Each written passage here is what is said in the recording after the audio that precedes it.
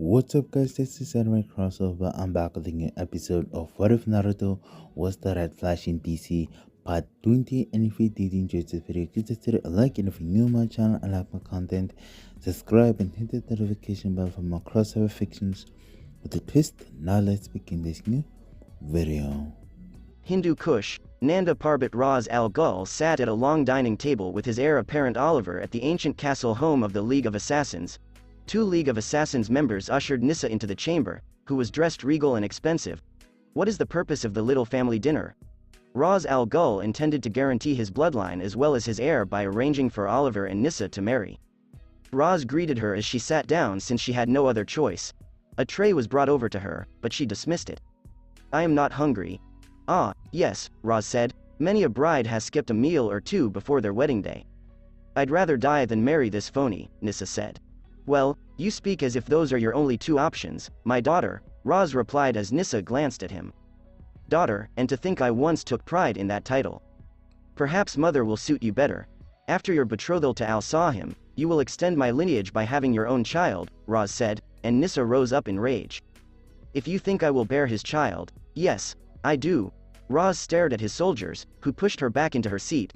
When Raz observed Oliver hadn't said anything, he continued, "And you will have no more say in it than your mother was given. You're very quiet." "I'm ready for my ascension to Raz, but I'm still coming to terms with marriage. Maybe a walk to clear my head," Oliver said as he stood up and proceeded to the door. Raz assured him as Nyssa tucked her meal knife inside her sleeve, "I will send a guard to accompany you. If I can't defend myself, I don't deserve to inherit your mantle," Oliver said as he walked away. He proceeded out of the castle and 3 miles to the great stone gateway arches, which were now little more than ruins.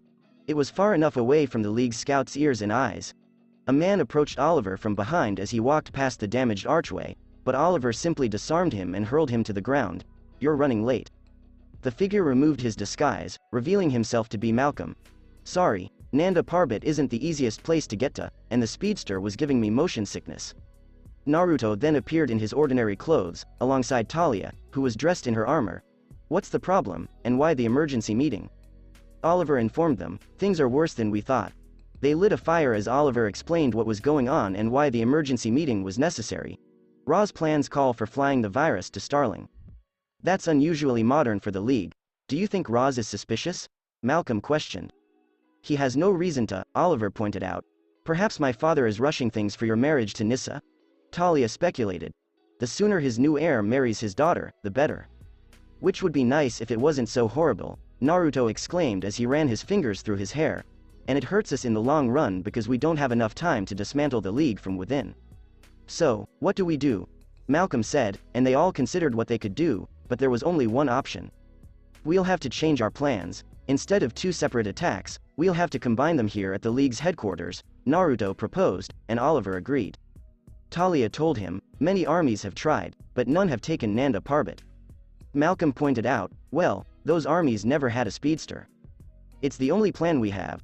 We stop Ra here before he gets to Starling, but we'll need help," Oliver replied, and Naruto paused for a while. When Talia and Malcolm perked up, Naruto said, "I've got some ideas." "Someone is on their way," Malcolm added. "We'll keep in touch. Talia, gather your legion," Oliver said as Naruto grabbed Talia and Malcolm and flew away before Masao arrived and spotted him sitting alone. "You were gone for a long time, and there was concern." "I was thinking," Oliver explained as he resumed his part. The city of Starling City Dig, Felicity, Roy, and Laurel received news from Naruto that they needed to meet, so they gathered at an ancient, abandoned structure to await him and Malcolm. Felicity gazed around the room and wiped her finger on an old desk, which was dusty.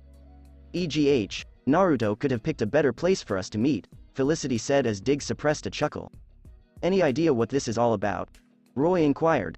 "No, just that Naruto said he needed to meet us right away. Whatever it is, it's important, and Merlin is also coming," Dig explained. "I still don't like Merlin being a part of this," Laurel said.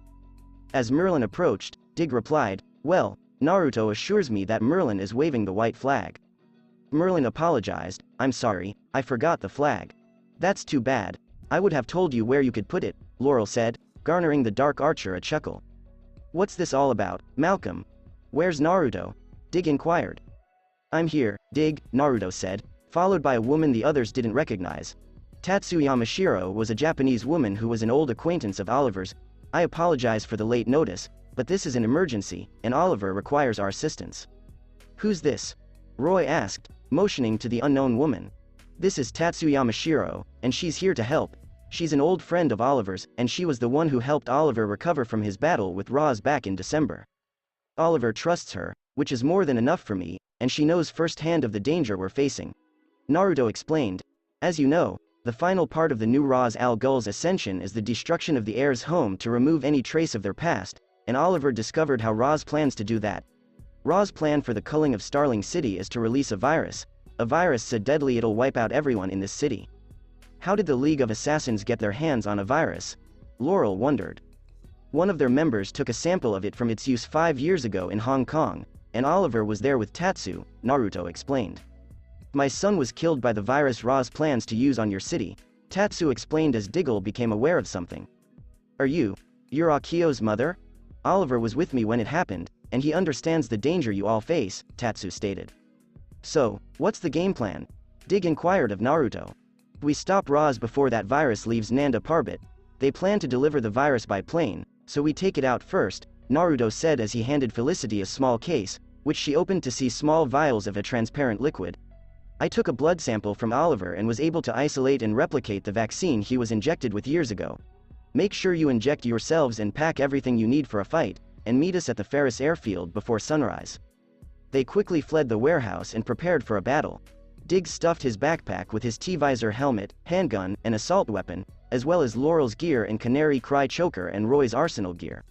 Felicity packed a tablet to practice her hacking abilities and headed to the airstrip, where Malcolm, Naruto, and Tatsu awaited them. Tatsu was carrying a bag containing her armor, mask, and a unique katana with a crimson scabbard. She unsheathed the blade so Naruto and Malcolm could see the beauty of the blade for themselves and know it was exceptional. Is that a Masamune blade? Naruto wondered. Those were historic. He'd only seen them in museums before. Tatsu responded, a katana. Passed down for centuries within my family. The first son of each generation. Malcolm remarked, you're not a son, Tatsu. No, I'm not, she said as Ghul, Felicity, Laurel, and Roy arrived. Ghul responded, all right, we're ready. All right, follow me. Naruto said as they all followed him to a small hangar with the Star Labs emblem on the door. I bought the hangar in a split second. Naruto tapped a button on his phone, and the hangar slowly opened to expose their plane, which wasn't what they were expecting at all. It was a one-of-a-kind hybrid wing aircraft with angled wings that folded for storage. The cockpit was an angular single design for the pilot in the front of the aircraft, while the back of the aircraft housed 2 powerful jet engines, but along with those engines were 2 large, angle-adjustable rotors, 1 in each wing, giving the aircraft unprecedented maneuverability and incredible speed. Whoa! Whispered Roy as Naruto hit another button and the plane revved up. Ghul inquired, Naruto, what is that? Your ride.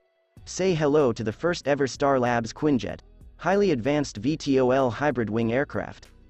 2 powerful jet engines more advanced than anything on the market, with 2 adjustable rotors and wingtips grant this aircraft with vertical takeoff and landing capabilities, as well as making it more maneuverable than any other aircraft on the market, fixed-winged or not. It's my first prototype, and I had a weekend off, but there's plenty of room for all of you, and the autopilot will handle everything. Naruto clicked another button on his phone, and the power ramp in the back slid open, allowing them to enter. When Ghul discovered Naruto wasn't moving, he moved some gear onto the plane. Naruto, are you coming? Not with you guys. I still have something I need to do.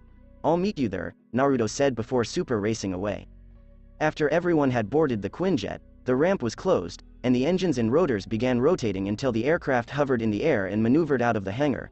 The Quinjet then soared away like a helicopter until the engines started and the Quinjet switched to jet mode and sped off at high speed, with the autopilot directing it to Nanda Parbat. Hindu Kush, Nanda Parbat. True to Naruto's efforts, the Quinjet took them to Nanda Parbat without incident and faster than a regular plane, and it could hover and land without a good runway. They landed near the mountains, making the ascent much easier. They put on their gear and followed Malcolm to the plane. Tatsu had also dressed up in her gear in a one-of-a-kind mask with a red circle on it. They kept their eyes alert, but for miles there seemed to be nothing but rocks, dirt, and mountains. So, this is Nanda Parbat. We should really look into getting some horses next time. Do you think they rent horses here? Felicity remarked, heaving and puffing from the lengthy trip. There will be no next time, Dig said. They hiked over a hill, through some ruins, to a reasonably flat region strewn with nothing but dirt and trees, where they saw the jet parked. There's the plane Roz intends to use to spread the Alpha and Omega over Starling.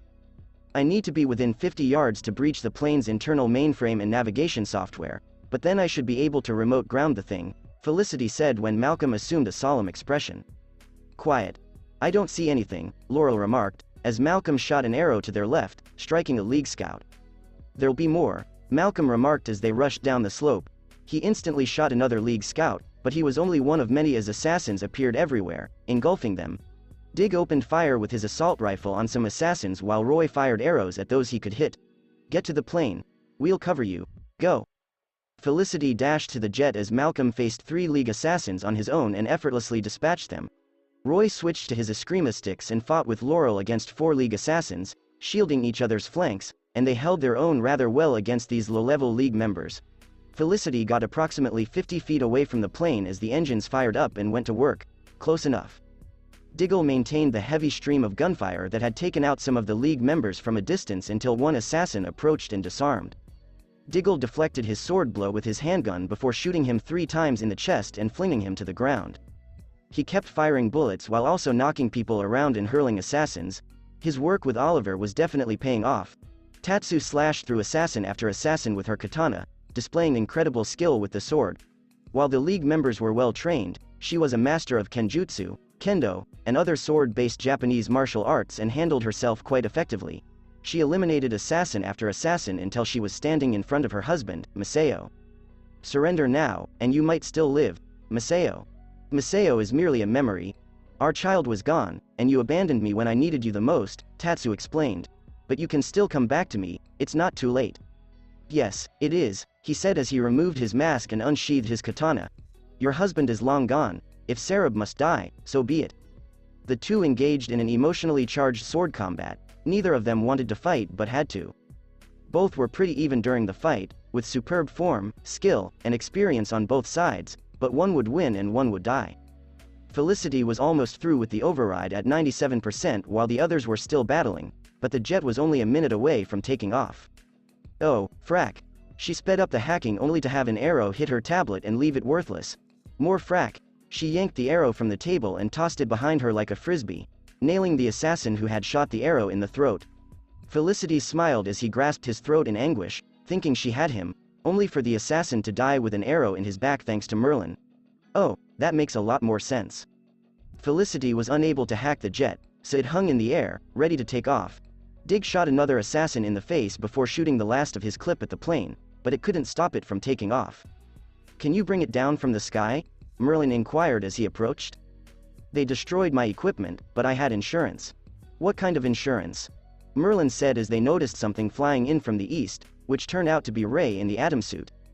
The atomic kind, she explained as Ray followed the plane through the air. He locked onto the plane's energy signature and fired a compressed light beam that caused it to waver in the air but wasn't enough to bring it down as it soon recovered and was now focused on taking out the opposing warrior. It focused onto Ray's heat signature before releasing a missile that injured him, but he was able to recover thanks to his suit, which kept him alive. He attempted to fire another energy beam, but his suit was damaged, so he resorted to crashing straight through it, which knocked him to the ground. Ray. Get down. Malcolm yelled as Ray smashed into the earth, leaving an impact crater. Ray? She raced over, terrified that he was dead, but he was not. Ha, you should see the other guy. Tatsu's battle with her husband seemed to have no end in sight for Laurel, Roy, and Diggle. Both of them parried, blocked, swiped, swung, slashed, and struck, but there was no apparent winner until Masao reversed her downward swing and threw her onto her back. Masao stalked around his wife, his sword drawn. Tell Akio. I love him, he said as he raised his blade for a final attack, but Tatsu spun onto her knees and impaled him through the gut. You tell him for both of us, she replied, pulling out the sword and holding him close, sobbing. Masao said, thank you.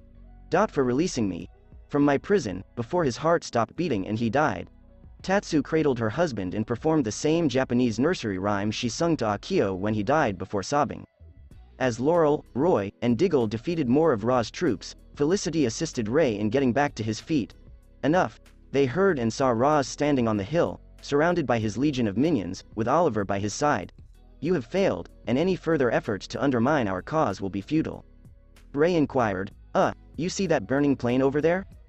We destroyed your city as a bioweapon threat, Felicity said, only for Roz to hold out the Alpha, Omega vial. No, you just think you did. Several assassins surrounded the group, leaving them with no way out and outnumbered. Surrender, or die, Oliver said, and they had no choice but to comply. Their firearms, along with Ray's outfit, were stolen before they were bound and marched to the castle. Oliver was taking them around the castle to bring them before Roz in the castle's central room. Dig inquired, Oliver, what's going on? Oliver, speak to us, Felicity pleaded. He warned them before placing a paper into her hand, if any of you speak, we're all going to die. I need you to put your trust in me. They marched on till they reached the room where Roz and some assassins were waiting beside the Lazarus pit. As the Chinese say, if you stir the grass, you startle the snake. My ruse with the plane was meant to expose any traitors among us. How did you know about the virus? About the plane? He said, but no one answered as Felicity tucked the message into her sleeve. Tatsu stated, Masao told me, and I told them. Roz remarked, so, a dead man told you. How convenient. He said only 3 men were aware of your scheme. You, him, and Oliver. Oliver Queen is no longer alive. I saw him, Oliver remarked. This would not be the first time Sarab had betrayed me to Masao Yamashiro's weaknesses, and while your timing was a function of my gambit, it was nonetheless fortuitous.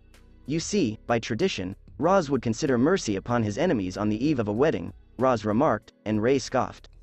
You're getting married? Looks like there's a kettle for every pot. The wedding is mine. I am betrothed to Nyssa Ghul, Oliver corrected Ray, which surprised everyone save Merlin, who was content with how things were going. Ra's orders as his men led everyone to the dungeons were, take them below. The awareness of what had transpired hit them hard after they were locked up, chained to the ground, and the guards had left. Felicity murmured, I can't believe he's going to marry her. Don't worry, Ms. Smoke, Merlin reassured her. If you don't mind me asking, what was the message Oliver slipped you? Felicity took out the paper she had hidden in her sleeve and unfolded it to reveal the words, wait for the thunder. Well, what exactly does it say? Roy inquired.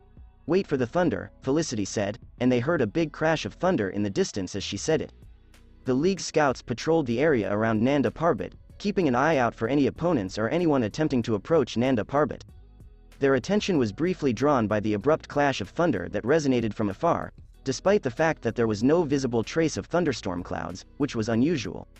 That was enough of a distraction for each League guard to be hit in the neck with a tranquilizer dart and fall down one by one. Talia's acolytes appeared, clad in black with masks and hoods concealing their faces, carrying their bodies away, removing their weapons and securing them.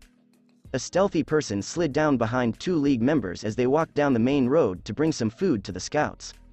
The assassins swiftly turned, but the figure dispatched both of them with rapid attacks and electrical shocks. The figure took a step forward, allowing the light from a nearby torch to illuminate the black domino mask and blue and black armored outfit of Nightwing, who used his Eskrima sticks to dispatch the assassins. He took their weapons and bound them before pressing his ear communicator. Nightwing to Oracle. Eastern and Northern scouts are taken care of. The door is open. Roger that, Nightwing. Good job not getting killed, Oracle said.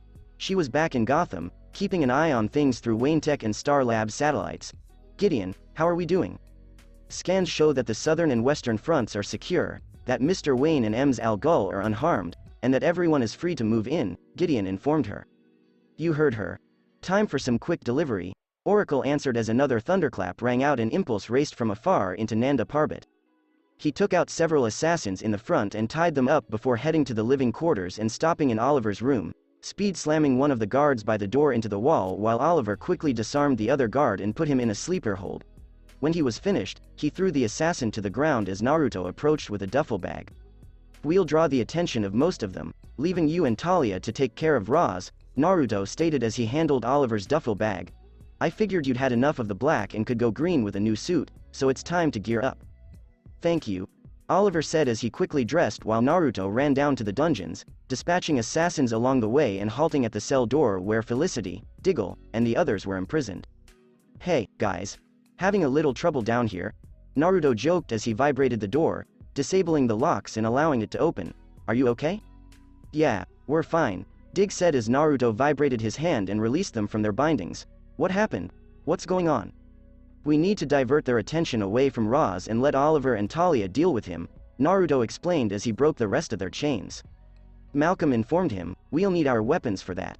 "1 second, Naruto said as he rushed away, returning with his arms holding their stuff and Rei's atom suit. "Gear up, and let's go raise some hell."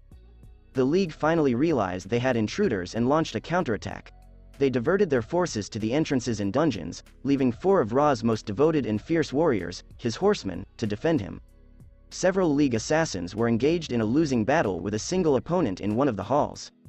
This opponent was strong, swift, cruel, and well-versed in their methods of defeat. Even with their overwhelming numbers and swords, the assassins were easily dispatched as their opponent savagely and effectively dispatched them. The stranger grabbed one of the assassin's legs and threw him to the ground before breaking it and hurling his body onto the others, revealing himself to be Batman. The assassins instantly rose to their feet and charged, but Batman was able to keep up by catching and blocking their blades with the spikes on his forearms. He punched an assassin in the face before slamming him against the ceiling and spinning another assassin. Several flashbang batarangs concussed the assassins before Batman rapidly stepped in, disarming and brutally dispatching them with effective attacks, grapples, and bone-breaking takedowns. The League was excellent, but he was Batman. He hurled 2 batarangs at the far wall after dispatching the 10 assassins in the corridor. Several assassins came around the bend only to be knocked out by the concussive force of the explosion and their proximity to it. Naruto and company were fighting the League in the dungeons and making their way up when they noticed Nightwing and some of Talia's acolytes dealing with some stragglers in the hallway. Nightwing's agility and acrobatics made him difficult to strike as he used a tornado kick to take down another assassin before tossing his sticks towards the walls, which ricocheted and hit an assassin in the jaw. Naruto grabbed the assassin from behind and threw him on the ground before finishing with a left cross to the face. He avoided a sword swipe and disarmed the assassin before smashing him face first to the ground with 2 knees to the chest. Roy inquired, "Who's the guy in blue?" "A friend. I'm a people person," Naruto explained, after watching an assassin lean up off the ground and kicking him in the face to knock him out. "How are things going here?" "Not too bad, we've managed to divert their attention down here," Nightwing explained. "And Batman?" pondered Naruto. "Last I checked, we were heading up." Talia traveled through the corridors of what was once her home, dressed in black armor and armed with her sword, until she came to the Lazarus pit room and saw her father. He was standing in front of the ocean, her back to her, and his 4 men were standing guard.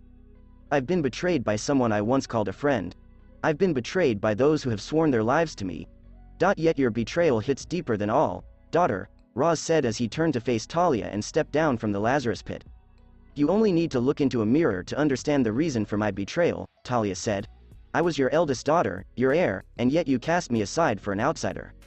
Al-Sahim has proven to be a worthy heir, one who is willing to act out my will," Roz said as he ordered his men to kill her. 2 of the assassins approached her, only to be struck by arrows and fall to the ground. Roz glanced around and saw that it was his heir, Al-Sahim, who had fired the arrows. He entered the room wearing his new suit and another arrow drawn on his compound bow. It was dark green, like his old one, but instead of being a jumble of green leather, this one had a distinct design. It was made of a special Kevlar weave composite material and had a hood and mask, although he had distinguishing shoulder and forearm, hand protection to compensate for the lack of sleeves. A big quiver rested on his back, and little fletchet holders were affixed to his hips. "She's not alone," Oliver said. "Al-Sahim, what do you think you're doing?" said Roz. "I'll be fighting you in the League like I always have," Oliver declared. "You were delivered by the prophecy. Your name is Al-Sahim, and your name is Warith al-Ghul." "My name is Oliver Queen," Oliver exclaimed proudly. "Oliver Queen is dead, and you'll be dead soon," Roz said as he and his surviving riders participated in a 3-on-2 brawl. Talia was being fought by the 2 horsemen, while Oliver fired an arrow at Roz, who dodged it. Roz avoided and parried all of Oliver's assaults before shoving him back and pointing his blade at his face. "I handed you my crusade, my one and only mission." "I already have one," Oliver exclaimed as the 2 fought on. Oliver battled Roz in bow-to-sword combat before quickly grabbing a sword from one of Roz's cavalry to level the battle. Oliver was a much better match for Roz after a few weeks of League training. Talia was fighting off the 2 horsemen when 2 more League assassins arrived to assist their master. Before they could interfere and kill Talia, one of them was stabbed in the back by Nyssa, who had entered the room and joined the fight. She fought the assassin before retreating to avoid an attack, and if Talia hadn't covered her flank, she would have gotten a sword to the back of the head. "Watch your back, little sister," Talia warned her as she disarmed one of the assassins and slashed him across the neck. She and Nyssa faced off against their two opponents. "I didn't think I'd see you again, Talia," Nyssa said. "Life is full of surprises, little sister. Let us see what you've learned while I was away," Talia answered as the two resumed their fight. Oliver kept fighting Roz with his sword, putting all of his expertise to his advantage, but Roz had years of experience on his side. Roz drove Oliver back till he came face to face with the wall and the two locked blades. "Something has changed within you, boy. Your desire to live is stronger, and yet you turned down my offer of eternal life. What you were offering wasn't living." Roz threw Oliver to the ground, but he immediately rose to his feet to block and parry Roz's advance before being thrown out. Roz brought his sword down on his head, which Oliver blocked at the last second, but it broke his sword in two, leaving him vulnerable to a kick to the chest, which knocked him back, but Oliver rolled from the impact and threw a fletchet, which Roz deflected just as Talia engaged her father while Oliver dealt with the League assassin she was fighting with his bow. "You disappointed me, daughter. You dare betray your blood, and for what?" Roz yelled, shoving Talia back as she turned on her knees and blocked all of her father's punches before locking their swords down on the ground. Talia said, kicking him in the stomach and pressing the advantage, "For freedom against your tyranny and my birthright. I share your bloodline, and I am the demoness. But you will never be the demon's head." Roz hit her across the face and tossed her to the ground before thrusting his blade into her face, but she rolled at the last second, and it penetrated the ground. Talia landed on her knees, kicked her father in the face, and threw him to the ground, but he swiftly recovered and tossed her even harder. As more of his assassins entered the room via the door, he realized Talia, Oliver, and Nyssa were outnumbered. "Your betrayals deserve 1,000 deaths of torture, but I will end your lives now." Something whooshed into the room with a surge of wind and a flash of light, knocking the assassins onto their backs and sending Roz crashing against the wall. The blur then came to a halt in the center of the room, and it was Naruto. "I've been wanting to do that for a while," Naruto replied before deflecting the assassin's blows and knocking him out with a flying knee to the face. "I'm sorry for being late. My invitation got lost in the mail. Good thing I have a penchant for meddling in other people's affairs, especially when it involves some very bad people." Naruto prepared to face the League, and Nyssa fought beside him against the League reinforcements, while Oliver and Talia fought Roz. Naruto's height and speed gave him more than a match for the assassins, but he was fighting at roughly twice the regular speed to keep things interesting and to put his skills to the test. Despite being the least trained person in the room, he had some skill. And a lot of rage to vent. Nyssa was pleasantly pleased by his fighting ability whenever she caught a glimpse of him. The assassins by the door were then dispatched, and everyone glanced up to see if Batman had finally come. Before performing a leg takedown and fracturing a knee, Batman hurled an assassin into a wall. He threw another assassin to the ground before stomping on his face. Naruto and Batman exchanged a nod before continuing their fight. Roz was fought by Oliver and Talia, although even with 2-on-1, it seemed quite even. Roz had more training than both of them put together, but they were holding up rather well. Oliver used his bow in the fight, but it was a sword duel, and Talia shielded his side. Roz pushed Oliver aside before hitting Talia in the throat, kicking out her leg, slicing her in the side, and hurling her against a stone statue. Roz then charged at Oliver, slicing his arm and throwing him to the ground before kicking his bow away and bringing his blade to his throat. "Power serves no purpose for you. What then? Love?" Roz smiled at the concept. A man who sentenced one daughter to death and another to flee would not comprehend. Roz declared, "Unlike you, thousands of honorable men will mourn my death when I leave this earth." "No," Oliver said as Roz raised his sword to end him, only for Naruto to kick Oliver's bow back across the floor to his hand, where he quickly pressed a button on his bow handle and it shot out a flashbang pellet that distracted Roz long enough for him to pull out an arrow and stab him in the gut with it. Roz examined the arrow in his stomach before kicking Oliver aside and lifting his blade to sever his head, only to immediately deflect Talia's strike and fight her. Roz fought even after being shot in the stomach. Oliver instantly fired another arrow and injured him in the back, leaving him vulnerable to Talia's sword through the chest and Oliver's arrow through the back. At that moment, both the demon's successor and his daughter ended Ra's al Ghul. "They will kneel before the neck, Ra's al Ghul," Talia declared confidently. "Forgive and have mercy on him. Protect him from the punishment of the grave and the torment of fire," Oliver and Talia murmured in Arabic as the League members in the room came to a halt when Ra's al Ghul took the blade and arrow. Talia took her father's blade from his chest as he clung to life long enough to crawl to the Lazarus pit but stopped just short of it. He turned around to see Oliver and Talia looking at him and Batman approaching. "Detective. Save me," gasped Roz as he coughed up blood. "You swore not kill, not even me. You're right, Roz. I swore not to kill anyone, not even you, Batman stated. But I don't have to save you. Roz choked on his own blood before collapsing, and Ra's al Ghul was gone. Talia approached her father's body and kneeled down to close his eyes and remove his ring. There was a gleam of sadness in her eyes for the man he used to be. Not the person he had become. She put the ring on her finger and took a seat in the middle of the room. Kneel. Before Ra's al Ghul, Talia declared, and the League assassins obeyed. Oliver looked across at Naruto and both nodded in respect for a job well done, before turning to Batman for assistance. Bruce returned the nod, but was conflicted about how things ended. It did not go as planned, but it all worked out in the end. Talia gave the League and her acolytes the task of burying the deceased and cleaning up the castle. Naruto recovered the Alpha, Omega bioweapon and planned to carefully dispose of it at Star Labs. He, Oliver, Nyssa, Batman, Nightwing, and the others congregated outside the palace to discuss everything. A lot had transpired, but it was all over. Is everyone all right? Oliver inquired. A few scrapes and bruises, but we're fine, Dig remarked, referring to Nightwing. How are you doing, man? Ask me when we're not here, Oliver said. None of this has been easy. We both knew it wouldn't be, Naruto observed, and Oliver concurred. Even the best laid plans can't account for everything. Let's just be thankful we were able to keep this from spilling out onto Starling's streets. A lot of people could have died today. But they didn't. We survived the worst castle in history and lived to tell the tale, which I think merits a victory in our book, Felicity said. You planned this all with my sister? Nyssa inquired, and Naruto and Oliver both nodded. She murdered him, and I wanted to be the one who did it. I'm sorry, Nyssa, Oliver apologized. It was our only play, Naruto added. If you have a problem with your sister, talk to her. Something tells me you have a lot of catching up to do. That we do, Talia said as she approached, escorted by two of her acolytes clothed in League armor. It was nice to see that my training didn't go to waste. If you think I'll sit back and watch you take over for your father, you're mistaken, Nyssa said. Talia said as Nyssa walked back into the castle, and I would expect nothing less, little sister. I never expected to see this day, Oliver. You have my gratitude, I trained you well. Remember our deal, Talia, Oliver reminded her. And I will honor it. The League has no business in Starling, Central, or Gotham City from now on. You have my word on that, Talia said as she avoided looking at Batman. Unless it is for conjugal reasons. Nightwing suppressed a chuckle, as Batman maintained as much neutrality as possible. Not going to happen, Talia, Batman said. Oh, never say never, beloved.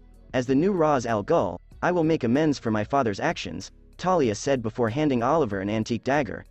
This is a Hortius dagger, which symbolized the cutting of marital bonds in the League of Assassins. I have annulled your marriage to my sister. Thank God for that, because that was not going to be a happy marriage, Felicity said as Oliver took the dagger. Thank you very much, Talia, Oliver said. Second, for your assistance in this endeavor. I will uphold my father's mercy decree on you, Al saw her. Really? That's all I get? Malcolm questioned. What, were you expecting a fruit basket? Naruto questioned rhetorically. It's your life. Thank you and shut up. Oh, something's got the speedster in a tizzy. Clearly you didn't get all your rage out. Malcolm laughed as Naruto was extremely tempted to race him into a volcano. Malcolm grinned as he saw Naruto's reaction before taking a step back. They could go on without him, Talia thought as she stared at Naruto. When you came to me at my monastery, I never expected your plan to get this far. I underestimated your mind and your skill. You promised a lot, yet you kept your word and delivered. For my aid in this endeavor, you swore to honor a promise of anything I should require of you. For my last act, I absolve you of that oath and instead I grant one to you. Talia promised, which honestly surprised him and everyone. If there is anything you wish of myself or the League, I will do my best to fulfill it. Naruto considered the promise, and while it was a nice present that could come in helpful, he wasn't likely to be the one who needed it. Thank you, Talia, but I'd rather you give that promise to Oliver and the others. Are you sure? Talia inquired as everyone turned to face him. I didn't do this for a favor or anything like that. I did it to help a friend, and I don't need anything for that, and besides, considering their luck, they'll need it more than me anyways, Naruto laughed. If you want to keep that promise, please grant it to Oliver and the others. Very well. Your wish will be granted. Should our paths cross again, I hope we will be allies rather than enemies, Talia remarked as she bowed and accompanied her back to the palace. Naruto, are you sure about that? Oliver inquired, and he nodded. I am. I hope you never need it, but I have superpowers in a giant laboratory. This evens things out a little.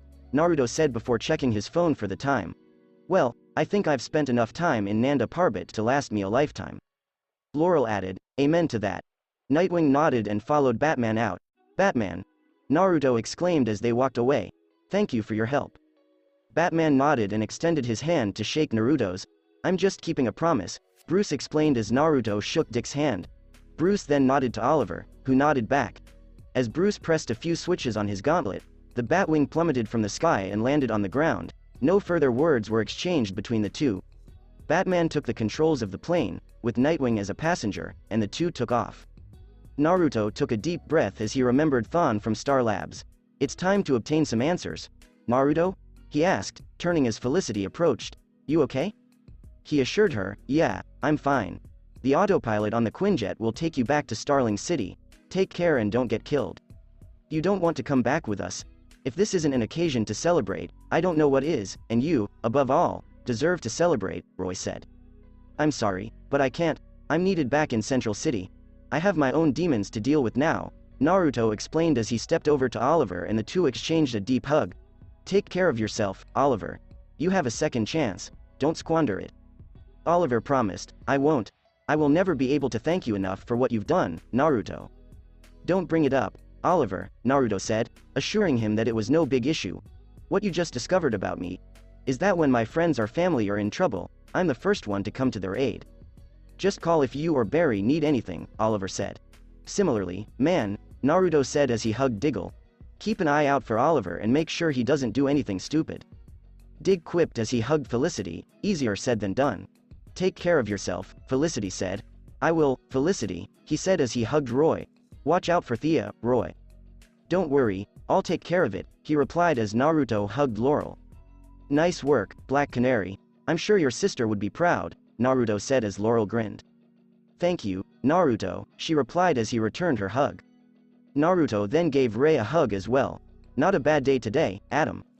Thank you, Impulse, Ray replied as Naruto cracked his neck and inhaled deeply. Also, Oliver. Don't ruin things with Felicity. Seriously, you two lovebirds need to keep this straight and not needlessly break up only to have hot makeup sex later. It's just confusing, Naruto exclaimed, making Felicity blush. Before anyone could respond, Naruto simply chuckled and dashed back to Central City at breakneck speed. It was time to confront Eobard Thawne and demand explanations. XXXXX line break Star Labs, Central City. The big day had arrived.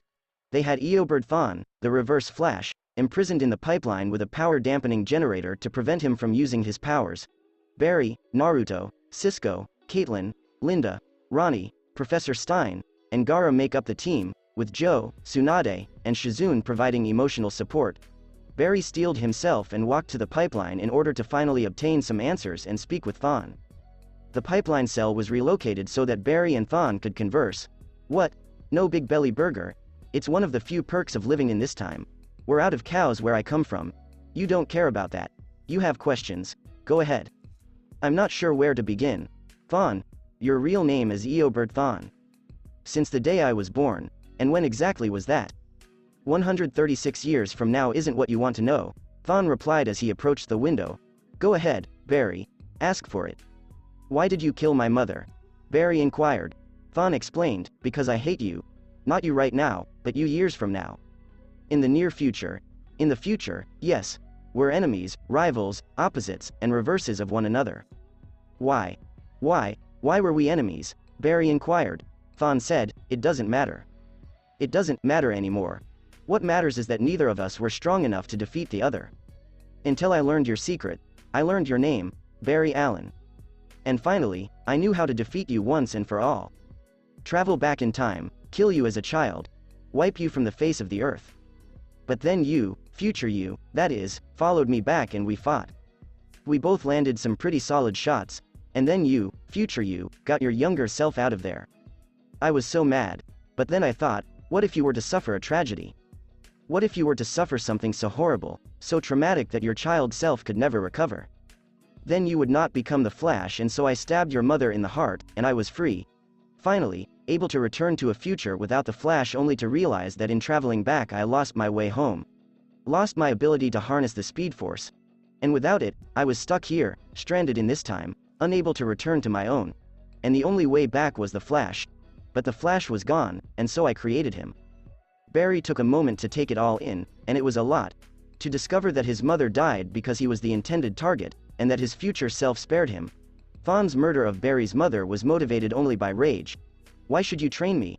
Why should you help me save so many people? Thawne explained, because I needed you to get fast enough to break the space-time barrier and create a stable wormhole through which I could return home. Why would I ever do something like that? Barry wondered. Because Barry Allen, if you give me what I want, I'll give you what you want. You can go back and save your mother, you can keep your father out of prison, you can reunite the Allen family, Thawne promised as Barry took it all in. No number, I don't believe you, he said angrily, slamming his fist against the glass. I want to murder you right now. I know that rage. I used to feel it whenever I looked at you, but I've come to realize that the person I hated in the future and the person you are now are two different people, Thawne explained. I'm giving you the opportunity to undo all the evil I've done, don't you want it? Before turning to depart, Barry simply gazed at Thawne. His cell was returned to the pipeline as Barry returned to the cortex to tell everyone about what Thawne had told him and his offer. Time travel and assist him go back in time to save his mother. Quite the paradox Eobard Thawne has presented you with, Mr. Allen. The rare opportunity to go back in time and right a wrong while saving your mother's life, Professor Stein noted. The chance to be with someone you love? Seems pretty cut and dry to me. Caitlin replied as she approached Ronnie, who was holding her close. At first blush, Dr. Snow, it appears so, but this gift carries unprecedented risk, Stein explained. Barry, the night your mother died, the night you saved yourself from being killed, that event changed the timeline you were already on and altered the course of history. So, what you're saying is that we're living in a parallel universe? Cisco inquired. Just like when I used to time travel. Joe pointed out, but he only changed one day that time. Yes, exactly. Now imagine 15 years of compounded experiences. One different decision, no matter how big or small, impacts everything that follows. Moments upon moments, choices upon choices. No relationships, nothing would be the same as it is today, and you'd never know the difference because you'd never remember any of it.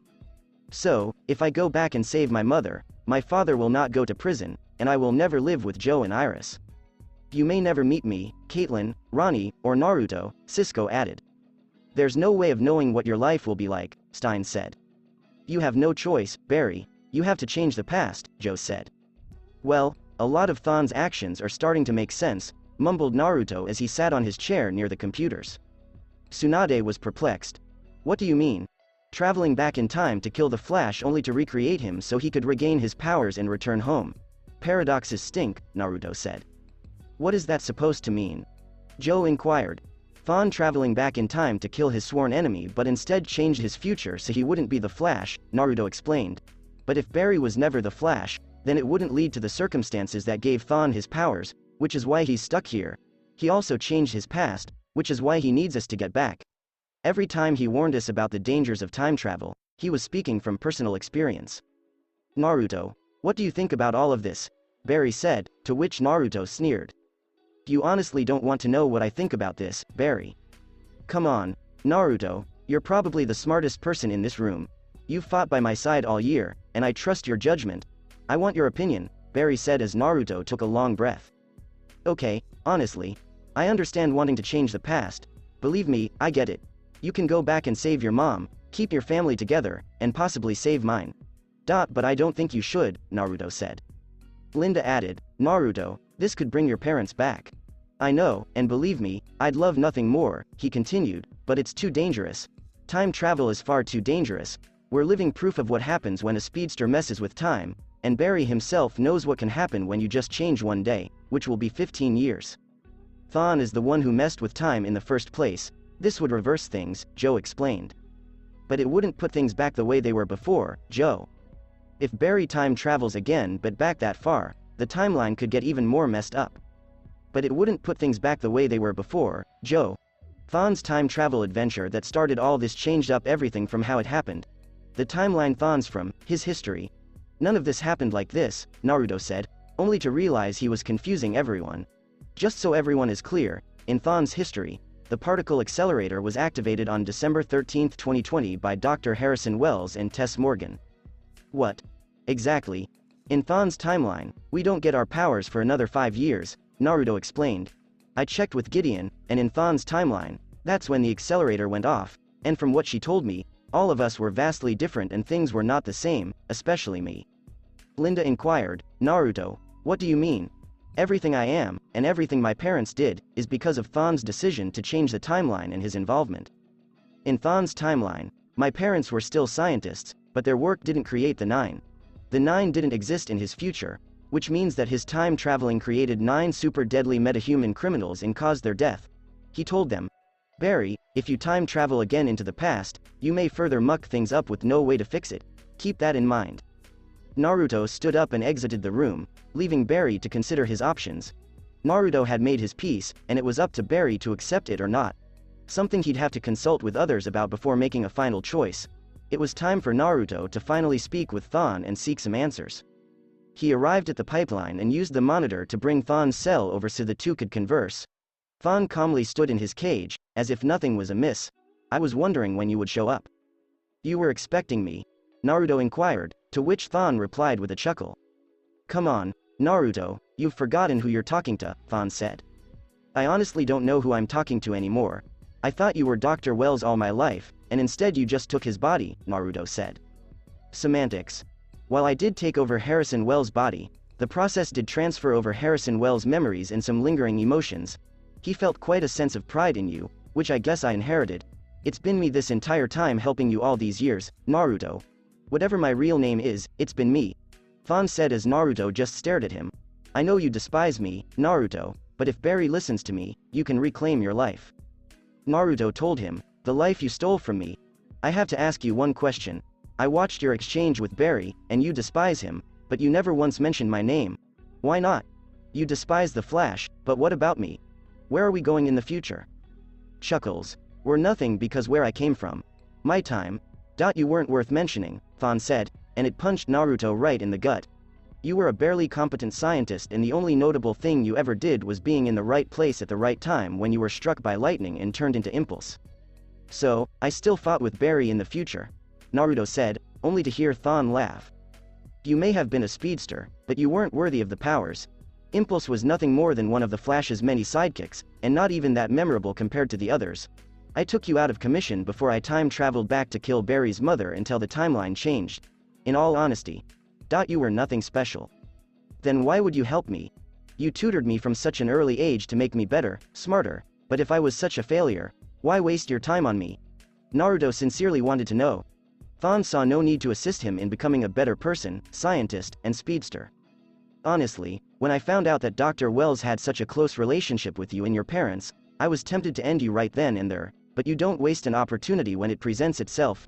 If my future showed you to be an incompetent and laughable speedster, with my grooming you could have been something much more. And, it always pays to have a backup plan in case Barry wasn't fast enough on his own. Thon replied. That's how you justify what you've done. You needed a backup in case something happened to Barry? Naruto threw his fist into the door.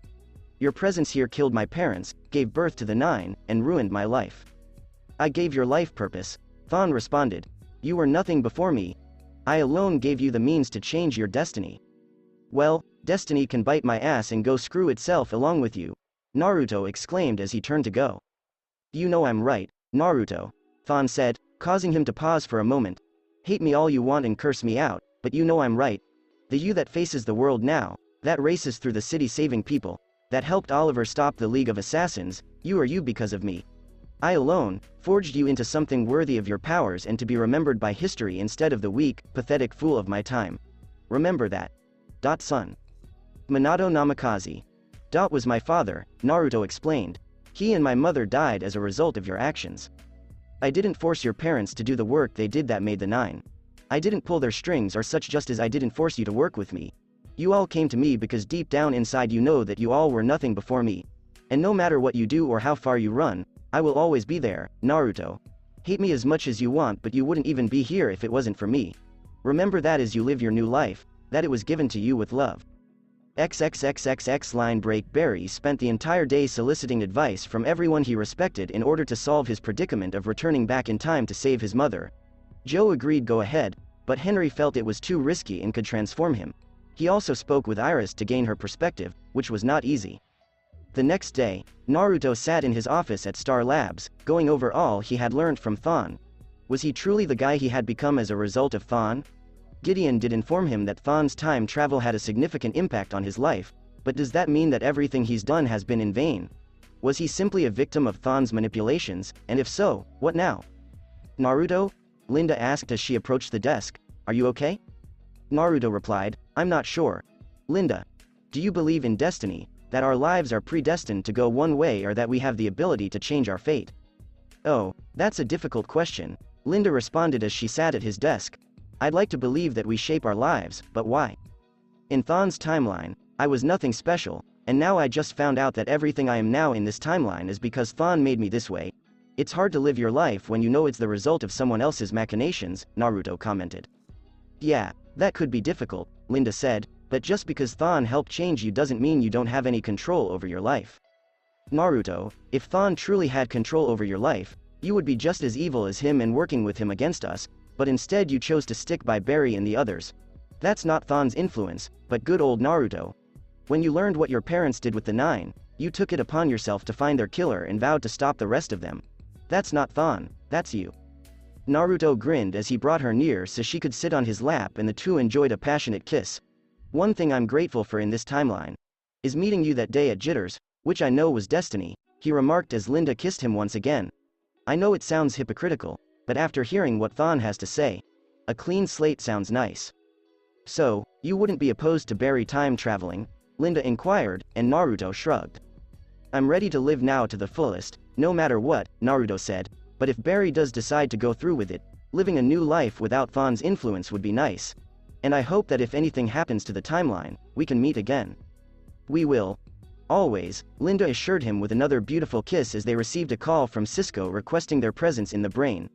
Barry made his decision, and Thawne explained how time travel would work. A simulation was projected onto the monitors to accompany Professor Stein's explanation.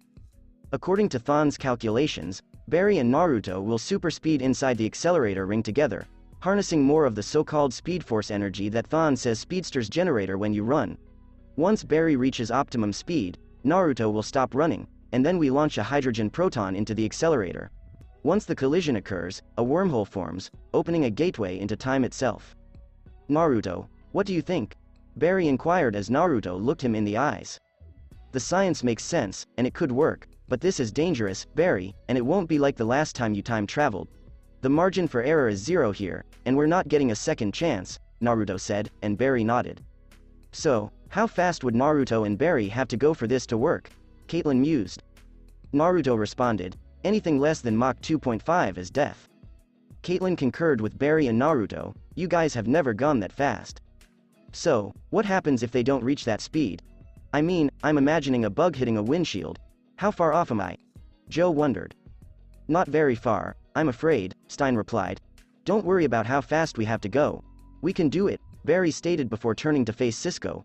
We're going to need something else as well. Really? And what's that? Cisco asked.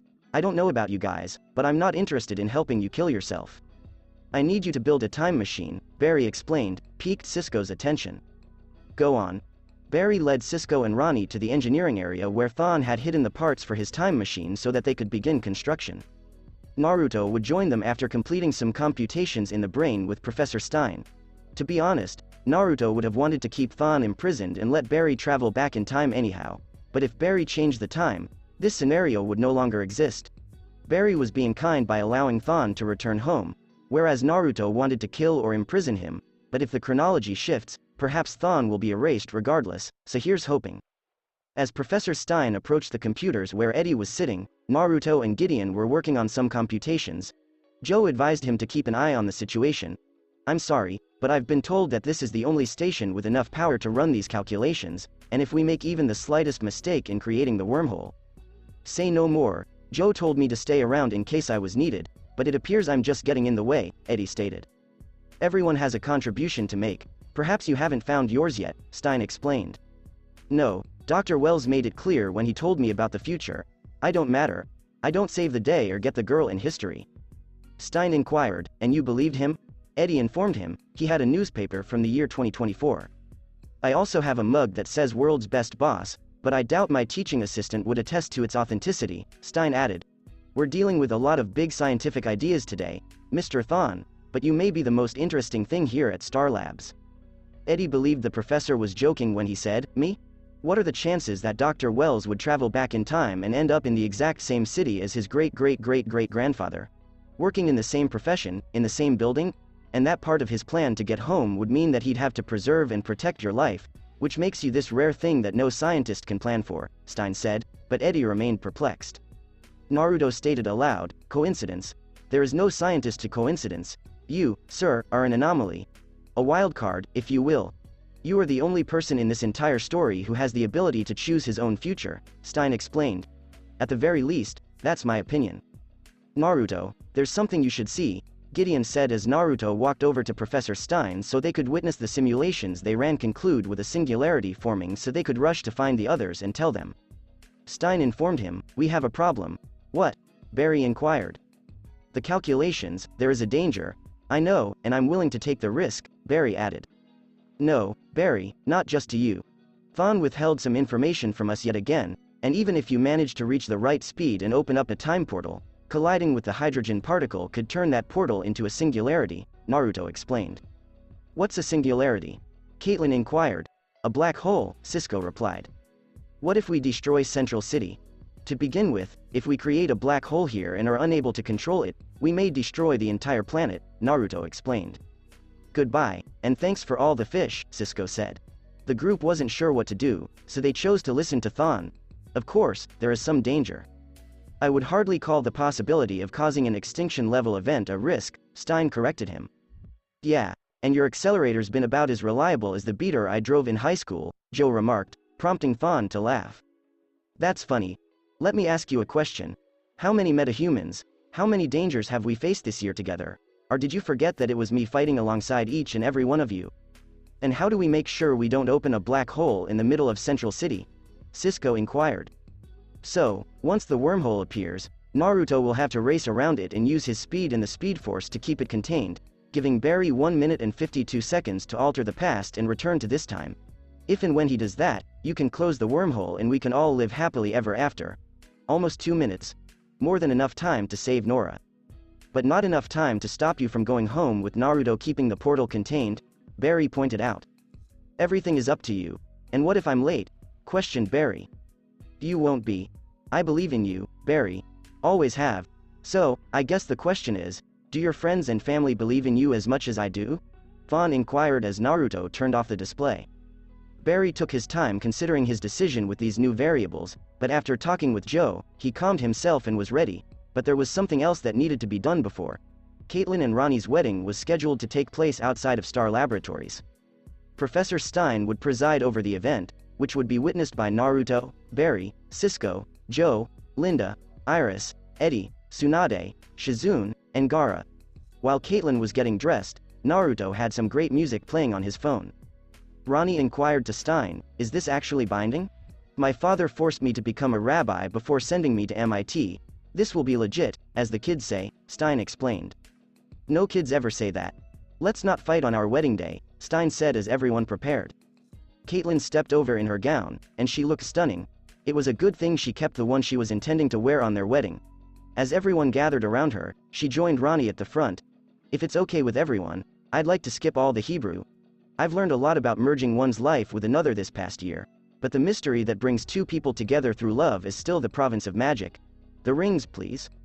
Kurama trotted over, a little pillow in his jaws, 2 silver nut and bolt rings serving as improvised rings. Ronnie grabbed them up and scratched Kurama on the head before trotting over to Naruto, who lifted him up. Caitlin placed the ring on Ronnie's finger, and he placed one on hers. "I owe you a real diamond ring," she informed him. "I don't need one. I have everything and everyone I could ever need right here, and if all the events of the past year have led us to this moment, it was worth it." Stein declared, "I now pronounce you husband and wife, and you may kiss the bride." "Stop telling me what to do," Ronnie said as everyone applauded the wonderful occasion. It was finally time.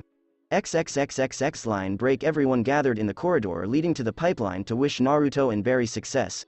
As Cisco approached, Barry hugged Caitlin. "All right, there will be 3 yous back there. The you from the future who saved younger you from the reverse flash, and now you.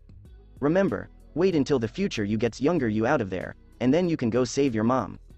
As Cisco patted Barry's arm, he remarked, "Piece of cake." May the Speed Force be with you, he murmured as the two hugged before Barry approached Joe. Goodbye, Dad, Barry and Joe said as they hugged. Goodbye, son. Iris, you don't have to say anything, I already know, Iris said as she kissed him on the cheek. I hope whatever life you get is sufficient for you and makes you happy. You, too, Barry remarked, nodding to Eddie. Shizune and Tsunade hugged Naruto as they held him tight. Shizune told him, Naruto, we are so proud of you. You have done incredible things for all of us, and I can tell you that our home never felt complete until you arrived, Tsunade said, kissing Naruto on the forehead. Naruto and Gaara then had a tender hug. Be careful, Gaara advised. Naruto stated, always. Gaara, if something bad happens, promise me one thing. Gaara reassured him, hey, don't talk like that, you'll be fine. Just promise me to keep Star Labs running. Gideon can help, but just keep it going, Naruto said. I promise, Gaara muttered as Naruto kissed and scratched Kurama on the head before wrapping his arms around Linda. She implored him, come back to me. I will, Naruto pledged before kissing her on the cheek. I'll always come back to you, my lightning rod. Cisco then reopened the conduit, allowing Naruto and Barry to return to the cortex. They descended the ladder and entered the reactor ring. Remember, Mr. Allen. Assuming you achieve the proper velocity and open the wormhole, you will have only 1 minute and 52 seconds to save your mother and return. Naruto, once that portal opens, you must contain it. Roger that, Naruto and Barry said as they approached Thon's cage. Well, Mr. Allen, you now hold all of our futures in your hands, and I know you can do it. Now, run, Barry, run. Naruto and Barry took a deep breath before bursting through the accelerator ring at breakneck speed. Blurs of their lightning could be seen as they raced as fast as they could around the reactor ring, pushing themselves harder than ever before. Gideon, how are we looking? Cisco inquired.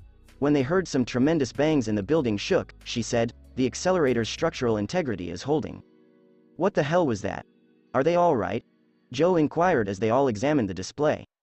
Yeah, they both passed Mach 2 and are getting faster, Cisco said as everyone relaxed. As they ran, their views began to blue shift slightly as they tapped into something. Naruto and Barry both started seeing visions around them.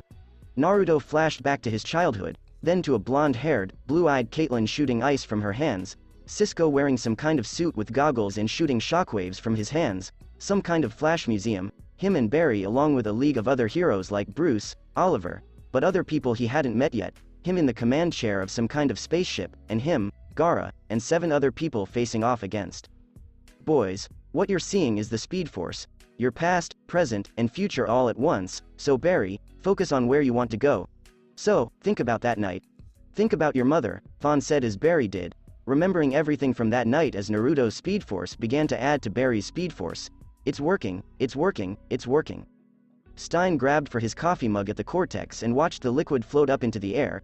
If it wasn't enough confirmation, Gideon warned them it was time. Sufficient Speed Force energy has been collected. Inject the hydrogen particle right now. As the hydrogen particle was launched into the reactor ring, Gideon replied, commencing. As Naruto contacted Barry, he released all of his Speed Force energy before halting just as Barry ran into the particle in a brilliant flash of light that caused him to hide his eyes. When he opened them, he discovered the wormhole and began racing around it to keep it confined and stable while the others began the countdown. As Gaara used his sand to transport the time sphere down to the reactor, Cisco and Joe freed Thon from his containment cell.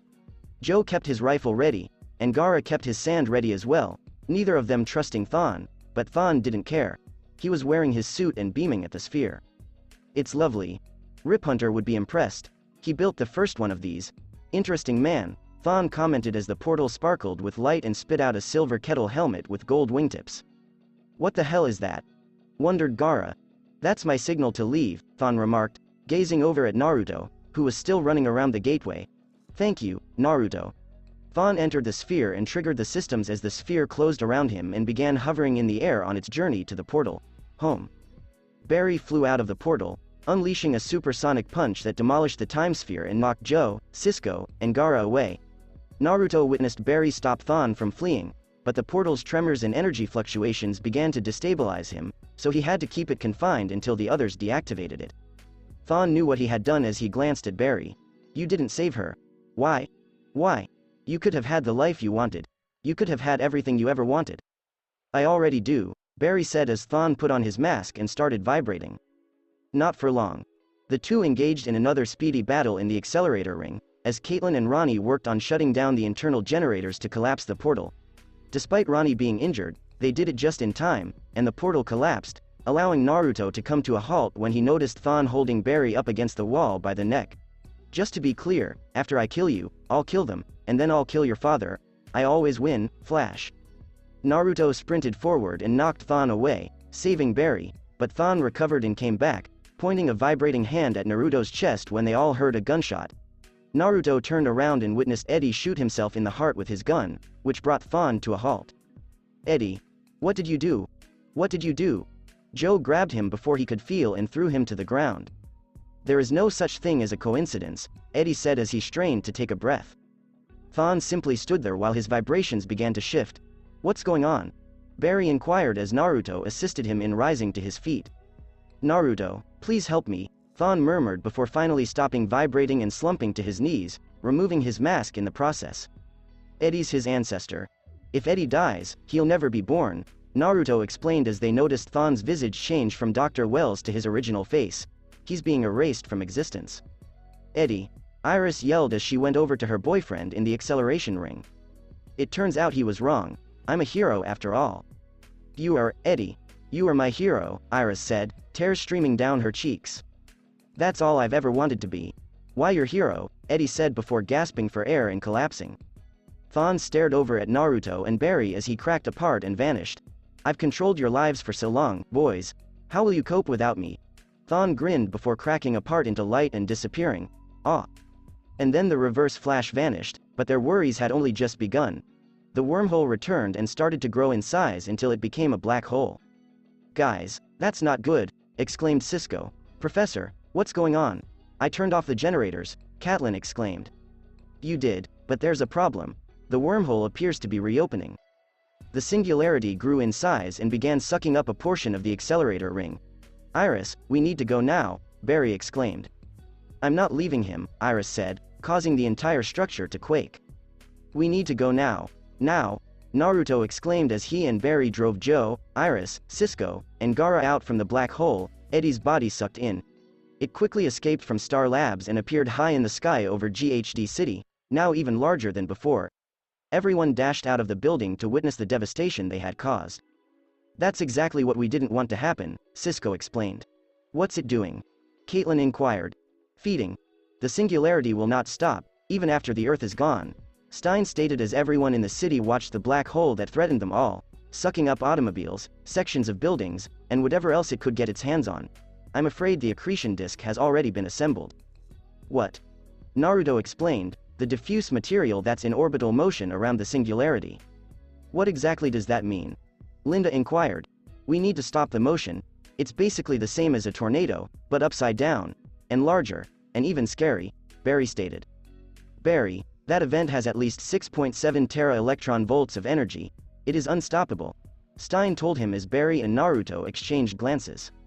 "We have no choice but to try." They remarked this as they put on their masks and looked about before taking a deep breath. Lightning flashed in their eyes as they raced through the ruins of the city in search of a way to the black hole.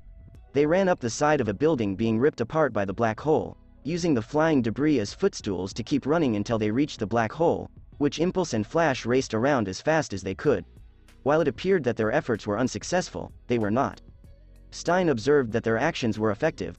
"Brilliant, they've stifled the singularity by increasing its angular momentum." "Guys, it's getting better. Continue doing what you're doing," Cisco called out into his phone. "We can't keep doing this forever," Naruto informed him. "Now what?" Tsunade inquired. "We need to connect the inner and outer event horizons," Stein explained.